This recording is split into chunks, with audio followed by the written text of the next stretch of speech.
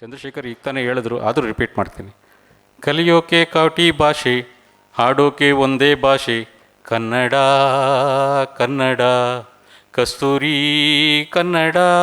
ಹುಟ್ಟಿದರೆ ಕನ್ನಡ ನಾಡಲ್ಲುಟ್ಟಬೇಕು, ಮೆಟ್ಟಿದರೆ ಕನ್ನಡ ಮಣ್ಣ ಮೆಟ್ಟಬೇಕು. ಡಾಕ್ಟರ್ ರಾಜ್ಕುಮಾರ್ ಅವರ ಈ ಸುಮಧುರ ಗೀತೆಯನ್ನು ನೆನೆಸ್ಕೊಳ್ತಾ ಈಗ ವೇದಿಕೆ ನಿಮ್ಮನ್ನು ಉದ್ದೇಶಿಸಿ ಮಾತಾಡಲು ಆಹ್ವಾನಿಸ್ತಾ ಇದ್ದೇನೆ. ಈ ಸಮಾರಂಭದ ಮುಖ್ಯ ಅತಿಥಿಗಳಾಗಿ ಆಗಮಿಸಿರುವ ರೋಟರಿ 3192 ಜಿಲ್ಲಾ ಪಾಲಕರಾದ ರೋಟೇರಿಯನ್ ಪ್ರೊಫೆಸರ್ ಎಲಿಜಬೆತ್ ಚೆರಿಯನ್ರವರು. ಸಾಧನೆಯ ಶಿಖರವೇರಿ ಸಮಾಜಕ್ಕೆ ಮಾದರಿಯಾದವರು ನೀವು. ನಿಮ್ಮ ಮಾರ್ಗದರ್ಶನವೇ ನಮಗೆಲ್ಲ ದಾರಿದೀಪ. ನಿಮ್ಮ ಮಾತುಗಳಿಗಾಗಿ ನಾವೆಲ್ಲ ಕಾತರ. ಜಿಲ್ಲಾ ಪಾಲಕರಿಂದ ಕನ್ನಡ ನಾಡು ನುಡಿಯ ಬಗ್ಗೆ ಸವಿನುಡಿಗಳು. ದಯಮಾಡಿ ಪ್ರೊಫೆಸರ್ ಎಲಿಜಬೆತ್ ಚೆರಿಯನ್ ಅವರು ಸಭೆಯನ್ನು ಉದ್ದೇಶಿಸಿ ಮಾತಾಡಬೇಕು. ಎಲ್ಲರಿಗೂ ಕನ್ನಡ ರಾಜ್ಯೋತ್ಸವದ ಶುಭಾಶಯಗಳು. ವೇದಿಕೆಯನ್ನು ಅಲಂಕರಿಸಿರುವ ಗಣ್ಯರೇ, Anand Venkataraman, Rotarian Sridhar, Rotarian Mallappa, chairman for this Rajyotsava Rotarian Chandrashekar, ನಮ್ಮೆಲ್ಲರ ನೆಚ್ಚಿನ ಅಧ್ಯಕ್ಷ ಕೃಷ್ಣ, ಹಾಗೂ ಇಂದಿನ ಕಾರ್ಯಕ್ರಮ ನಡೆಸಿಕೊಡ್ತಿರುವ ನಿಮಗೂ ಕೂಡ ವಿಶೇಷವಾದ ಧನ್ಯವಾದಗಳು ಹಾಗೂ ಸುಸ್ವಾಗತ. ನಿನ್ನೆ ಬೆಂಗಳೂರಿನ ವಿಂಡ್ಸರ್ ಮೇನರಿಂದ ಮುಂದೆ ಬರ್ತಿರುವಾಗ ಒಂದು ಜಾಹೀರಾತು ಫಲಕವನ್ನು ನೋಡಿದೆ. ಅಲ್ಲಿ ಬಸವೇಶ್ವರ ನಗರದಲ್ಲಿರುವಂತಹ ಇಂದಿನ ಕಾರ್ಯಕ್ರಮದ ಬಗ್ಗೆ ತೋರಿಸ್ತಾ ಇದ್ದರು. ಸಿಗ್ನಲ್ ಬಿಟ್ಟಿತ್ತು, ತುಂಬ ಹೊತ್ತು ನಿಲ್ಲಕ್ಕಾಗಲಿಲ್ಲ, ಆದರೂ ಕೂಡ ಅದನ್ನು ಬಹಳ ಖುಷಿಯಿಂದ ನೋಡಿದೆ. ನಿಜವಾಗ್ಲೂ ಹೇಳಬೇಕಾದ್ರೆ ನಿನ್ನೆಯಿಂದ ಇವತ್ತಿನ ತನಕ ಲಕ್ಷಗಟ್ಟಲೆ ಜನರು ಅದನ್ನು ವೀಕ್ಷಿಸಿರ್ಬೋದು. ಅದಕ್ಕೆ ಅವಕಾಶ ಮಾಡಿಕೊಟ್ಟದ್ದಕ್ಕೆ ಹಾಗೂ ಅಂತಹ ಒಂದು ವಿಷಯವನ್ನು ನೀವು ಜನರ ಗಮನಕ್ಕೆ ತಂದದ್ದಕ್ಕೆ ಬಸವೇಶ್ವರ ನಗರ ಕ್ಲಬ್ ನಿಮ್ಮ ಒಬ್ಬೊಬ್ಬರಿಗೂ ಕೂಡ ಅಭಿನಂದನೆಗಳು. ಅದು ಎಷ್ಟು ಚೆನ್ನಾಗಿತ್ತು ಅಂತಂದರೆ, ನಾನು ನಿನ್ನೆ ರಾತ್ರಿ ವಾಪಸ್ ಹೋಗುವಾಗ 9-9:30 ಆಗಿರಬೇಕು. ಜನ ನಿಂತು ಅದನ್ನು ನೋಡ್ತಿದ್ರು, ಆ ಜಾಹೀರಾತು ಫಲಕವನ್ನು. ಸೊ ಆಗ ಅನ್ನಿಸ್ತು, ನಿಜವಾಗ್ಲೂ ಬಸವೇಶ್ವರ ನಗರ ಕ್ಲಬ್ನವರು ಇಂತಹ ಒಂದು ಕಾರ್ಯಕ್ರಮವನ್ನು ಜನರ ಮೆಚ್ಚುಗೆಗೆ ನೀವು ಪಾತ್ರರಾಗಿದ್ದೀರಿ ಅನ್ನೋದು ಅದನ್ನು ನೋಡಿದಾಗ ಗೊತ್ತಾಯಿತು. ನಿಮ್ಮೆಲ್ಲರಿಗೂ ಮತ್ತೊಮ್ಮೆ ಅಭಿನಂದನೆಗಳು. ಕನ್ನಡ, ನಾನು ಹಿಂದೆ ಕೂಡ ಬಸವೇಶ್ವರ ನಗರ ಕ್ಲಬ್ಬನ್ನು ಉದ್ದೇಶಿಸಿ 2-3 ಸಲ ಬಂದಿದ್ದೀನಿ. ನಾನು ಮೊಟ್ಟ ಮೊದಲು ಬಂದಾಗ ನಾನು ಹೇಳಿದೆ, ನನಗೆ ಬಸವೇಶ್ವರ ನಗರ ಕ್ಲಬ್ ತವರು ಮನೆ ಇದ್ದ ಹಾಗೆ ಅಂತ. ನಾನು ಯಾಕೆ ಅದನ್ನು ಹೇಳ್ತಿದ್ದೀನಿ ಅಂತಂದರೆ, ಇಷ್ಟೆಲ್ಲ ಕನ್ನಡದ ಬಗ್ಗೆ ನಿಮ್ಮ ಚೇರ್ಮನ್ ಅವರು ಹೇಳಿದ್ರು. ಕನ್ನಡದ ಬಗ್ಗೆ ಎಷ್ಟೆಲ್ಲ ಕೇಳ್ತೀವಿ, ರೋಟ್ರಿನಲ್ಲಿ ಕನ್ನಡದ ಬಗ್ಗೆ ಕೂಡ ನಾವು ಬಹಳಷ್ಟು ಕೇಳ್ತಾ ಇರ್ತೀವಿ. ಆದರೆ ನಿಜವಾಗಲೂ ಕನ್ನಡವನ್ನು ಪ್ರತಿಬಿಂಬಿಸುವ ಒಂದು ಕ್ಲಬ್ ಇದ್ದರೆ ಅದು ರೋಟ್ರಿ ಬಸವೇಶ್ವರ ನಗರ ಕ್ಲಬ್. ನಿಮ್ಮ ಪ್ರತಿಯೊಂದು ಕಾರ್ಯಕ್ರಮದಲ್ಲೂ ನೀವಿಟ್ಟಿರುವ ಶ್ರದ್ಧೆ, ನೀವು ನಡೆಸ್ತಿರುವ ರೀತಿ ಹಾಗೂ ಕನ್ನಡದ ಪ್ರಯೋಗ ನಿಜವಾಗಲೂ ಶ್ಲಾಘನೀಯವಾದದ್ದು. ಜನ ಕನ್ನಡದ ಬಗ್ಗೆ ಹೇಳ್ತಾರೆ, ವೇದಿಕೆ ಮೇಲೆ ಬಂದು ಭಾಷಣ ಮಾಡ್ತಾರೆ, ಆದರೆ ಕನ್ನಡದ ಪ್ರಯೋಗ ಕಡಿಮೆ. ಈ ಒಂದು ನಿಟ್ಟಿನಲ್ಲಿ ಈ ವರ್ಷ ನಾವು ಕನ್ನಡ ಆನ್ಲೈನ್ ಕ್ಲಾಸಸ್ ಮಾಡಿ ಕನ್ನಡೇತರರು ಕನ್ನಡ ಕಲಿಯಬೇಕು ಅನ್ನೋ ಆಸೆಯಿಂದ ನಾವು ಇನ್ಸ್ಟಾಲೇಷನ್ ದಿನದಿಂದ ಈ ಒಂದು ಕನ್ನಡದ ಬಗ್ಗೆ ಪ್ರೋತ್ಸಾಹ ನೀಡಿದ್ದೀವಿ ಈ ವರ್ಷ. ಅದರ ಫಲಿತಾಂಶನೂ ಹಾಗೆ ಅನೇಕ ಕ್ಲಬ್ನಲ್ಲಿ, ಕನ್ನಡವನ್ನೇ ಬಳಸದಿರೋ ಕ್ಲಬ್ಗಳಲ್ಲಿ ವೇದಿಕೆ ಮೇಲೆ ಬಂದು ಕನ್ನಡ ಮಾತಾಡೋ ಪ್ರಯತ್ನ ಪಡ್ತಿದ್ದಾರೆ ಜನ. ಅದಕ್ಕೆ ನಿಜವಾಗ್ಲೂ ಸಂತೋಷ ಪಡ್ತೀನಿ. ನಮಗೆ ಕನ್ನಡೇತರರು ಮಾಡಬೇಕಾದಿಷ್ಟೇ, ಅವರೇನು ಕನ್ನಡ ಪಂಡಿತರಾಗಬೇಕಾಗಿಲ್ಲ. ಕನ್ನಡ ಭಾಷೆಯ ಪ್ರಯೋಗವನ್ನು ಮಾಡಬೇಕು, ಕನ್ನಡ ಕಲಿಯೋ ಪ್ರಯತ್ನ ಮಾಡಬೇಕು. ತಪ್ಪಿರ್ಬೋದು, ತಿದ್ಕೋಬೋದು, ಮುಂದೆ ಕಲಿಬೋದು. ಆದರೆ ಕನ್ನಡ ಒಂದು ಭಾಷೆ ಮಾತ್ರ ಅಲ್ಲ, ಅದು ನಮ್ಮ ಸಂಸ್ಕೃತಿ. ಕನ್ನಡ ಪುಸ್ತಕಗಳಲ್ಲಿ ಮಾತ್ರ ಅಲ್ಲ, ನಮ್ಮ ಹೃದಯಗಳಲ್ಲಿ ಕನ್ನಡ ಇರಬೇಕು. ನಮ್ಮ ನಡೆ ನುಡಿ ಭಾಷೆ ನಮ್ಮ ಸಂಸ್ಕೃತಿ. ಅದು ನಾವೊಬ್ಬೊಬ್ಬರು ಕೂಡ ಅದನ್ನು ತಿಳ್ಕೊಂಡು ನಡಿಬೇಕು. ನಮ್ಮನ್ನು ನೋಡಿ ಕನ್ನಡೇತರರು ಕೇಳಬೇಕು, ಇದು ಯಾವ ಭಾಷೆ, ಯಾವ ಊರು ಅಂತ. ನಾನು ಈ ಹಿಂದೆನೂ ಹೇಳಿದ್ದೀನಿ, ನನಗೆ ದೇವರು ಇನ್ನೊಂದು ಜನ್ಮ ಅಂತ ಕೊಟ್ಟರೆ ಕನ್ನಡದ ಮಣ್ಣಲ್ಲೇ ಹುಟ್ಟಬೇಕು, ಕನ್ನಡತಿಯಾಗೇ ಇರಬೇಕು ಅಂತ ನಾನು ಆಸೆ ಪಟ್ಟಿದ್ದೀನಿ. ಕನ್ನಡ ನಿಜವಾಗ್ಲೂ ನನಗೆ ಒಂದು ಭಾಷೆ ಮಾತ್ರ ಅಲ್ಲ, ನಿಜವಾಗ್ಲೂ ಹೇಳಬೇಕಾದ್ರೆ ಕನ್ನಡ ನನ್ನ ಒಂದು ಜೀವನ ಶೈಲಿ, ನನ್ನ ಜೀವನವನ್ನು ನಿರೂಪಿಸಿರುವ ಒಂದು ಶಕ್ತಿ ಕನ್ನಡ ತಾಯಿದು. ಇವತ್ತು ನಾನೇನಾದರೂ ಆಗಿದ್ದರೆ ಅಥವಾ ಯಾವುದಾದ್ರೂ ಒಂದು ಸ್ಥಾನಮಾನವನ್ನು ಹೊಂದಿದರೆ ಅದು ನಿಜವಾಗಲೂ ನನಗೆ ಕನ್ನಡದ ಮಣ್ಣು ಕೊಟ್ಟಂಥ ಒಂದು ಅದ್ಭುತವಾದ ಕಾಣಿಕೆ. ಹಾಗಾಗಿ ನನ್ನ ಜೀವನದಲ್ಲಿ ಕನ್ನಡಕ್ಕೆ ಆದ್ಯತೆ ಯಾವಾಗಲೂ ಇರುತ್ತೆ. ಹಾಗೆ ನಾನು ಹೋದ ಕಡೆ ಕೂಡ, ಎಲ್ಲೇ ಹೋದರೂ ಕೂಡ 2 ಮಾತಾದರೂ, ಅದು ಇಂಗ್ಲೀಷ್ ಆಡಿಯನ್ಸ್ ಆದರೂ ಕೂಡ 2 ಮಾತಾದರೂ ಕನ್ನಡದಲ್ಲಿ ಹೇಳಿಬಿಟ್ಟೆ ನಾನು ಬರೋದು. ನಮ್ಮ club Rotary club of Bangalore 91 ವರ್ಷದ ಹಳೆಯ ಕ್ಲಬ್. ಅಲ್ಲಿ ನಾನು ಸೇರಿ 25 ವರ್ಷಗಳು ಇವತ್ತಿಗೆ. ಅಲ್ಲಿ ಮುಂಚೆ ಸೇರಿದಾಗ ನಾನು ಒಬ್ಬಳೇ ಕನ್ನಡ ಮಾತಾಡೋಳು. ನಾನು ಬಂದು ಕನ್ನಡದಲ್ಲಿ ಜನರಿಗೆ ನಮಸ್ಕಾರ ಅಂದಾಗ ಅವ್ರು ನನಗೆ ಇಂಗ್ಲೀಷಲ್ಲಿ ಹಾಯ್ ಅನ್ನೋರು. ನನಗೆ ಆಡ್ ಅನ್ನಿಸ್ತಿತ್ತು, ನಾನು ಏನಪ್ಪ ಎಲ್ಲಿ ಬಂದಿದ್ದೀನಿ ಅಂತ. ನಿಮ್ಗೆ ಎಷ್ಟು ಖುಷಿ ಆಗಬೇಕು, ಇವತ್ತು ರೀಸೆಂಟಾಗಿ ನಮ್ಮ ಕ್ಲಬ್ಬಲ್ಲಿ ಕನ್ನಡ ನಾಟಕ ಮಾಡಿದ್ರು.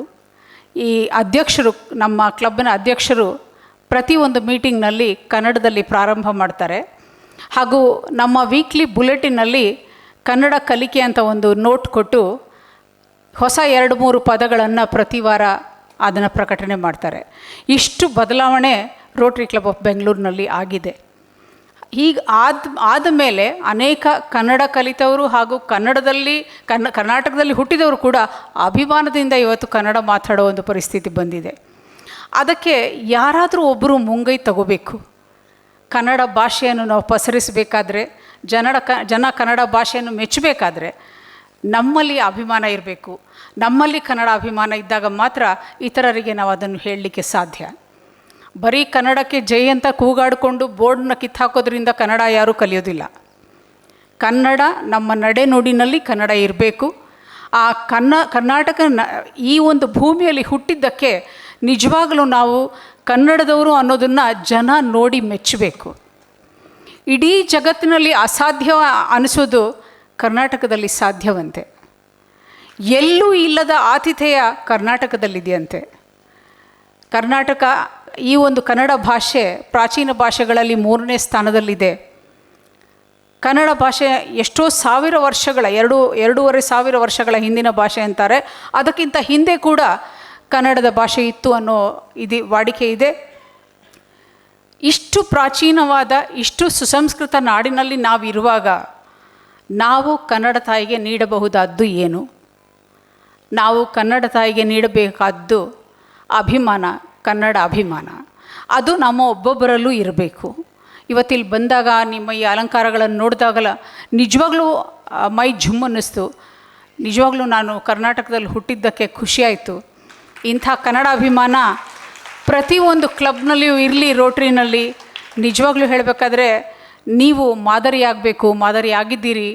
ನಿಮ್ಮಂತಹ ಕ್ಲಬ್ಬುಗಳು ಇನ್ನೂ ಹೆಚ್ಚು ಕನ್ನಡವನ್ನು ಪ್ರೋತ್ಸಾಹಿಸಬೇಕು. ನಾನು ಯಾಕೆ ಇದನ್ನು ಹೇಳ್ತಿದ್ದೀನಿ ಅಂದರೆ, ಬೇರೆ ಭಾಷೆ ಕಲಿಬಾರ್ದು ಅಂತಲ್ಲ. ಕನ್ನಡೇತರರು ಬೇಕಾದಷ್ಟು ಜನ ಬೆಂಗಳೂರಿನಲ್ಲಿದ್ದಾರೆ. ಅವರನ್ನೆಲ್ಲ ನಾವು ಬಹಳಷ್ಟು ಪ್ರೀತಿಯಿಂದ ಬರಮಾಡ್ಕೊಂಡಿದ್ದು ಹೌದು. ಅವರು ಇಲ್ಲೇ ಕೆಲಸಗಳನ್ನು ಮಾಡ್ತಿರ್ತಾರೆ, ವರ್ಷಾನುಗಟ್ಟಲೆ ಬೆಂಗಳೂರಿನಲ್ಲಿ ಇದ್ದಾರೆ. ಆದರೆ ಕನ್ನಡ ಗೊತ್ತಿಲ್ಲ. ಎಷ್ಟು ಸುಲಭವಾಗಿ ಹೇಳ್ತಾರೆ ನನಗೆ ಕನ್ನಡ ಗೊತ್ತಿಲ್ಲ ಅಂತ. ಎಷ್ಟು 20-30 ವರ್ಷಗಳಿಂದ ಬೆಂಗಳೂರಿನಲ್ಲಿ ಇದ್ದವರು.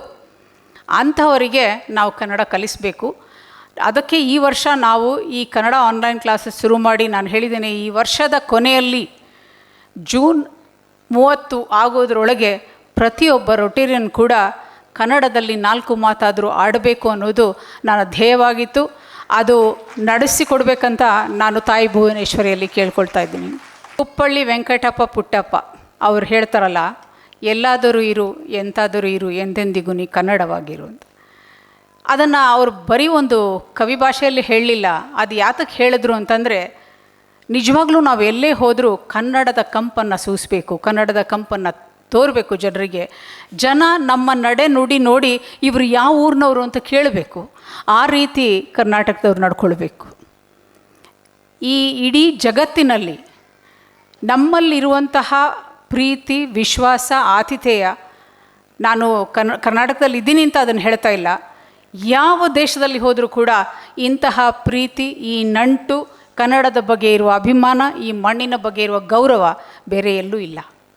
ಅಂತಹ ಪುಣ್ಯನಾಡಿನಲ್ಲಿ ಹುಟ್ಟಿದವರು ನಾವು. ಇಲ್ಲಿ ಬದುಕಿರುವವರು ನಾವು, ಇಲ್ಲಿ ಬಂದಿರುವವರು ಕೂಡ ತಿಳ್ಕೊಳ್ಬೇಕು ಕನ್ನಡದ ಮಣ್ಣು ಅಂತಹ ಪುಣ್ಯಭೂಮಿ. ಈ ಪುಣ್ಯಭೂಮಿಯಲ್ಲಿ ನಾವು ವಾಸವಾಗಿದ್ದೀವಿ. ಈ ಪುಣ್ಯಭೂಮಿಗೆ ನಮ್ಮಿಂದ ಕನ್ನಡ ತಾಯಿಗೆ ಇಷ್ಟಾದರೂ ಸೇವೆ ಸಲ್ಲಬೇಕು. ನಾವು ಕನ್ನಡವನ್ನು ಕಲಿಬೇಕು, ಕನ್ನಡವನ್ನು ಕನ್ನಡಿಗರಿಗೆ ಕಲಿಸಬೇಕು, ಕನ್ನಡದ ಬಗ್ಗೆ ಅಭಿಮಾನವಿದ್ದು ಇತರರಿಗೂ ಕೂಡ ಆ ಅಭಿಮಾನವನ್ನು ನಾವು ಬೆಳೆಸಬೇಕು.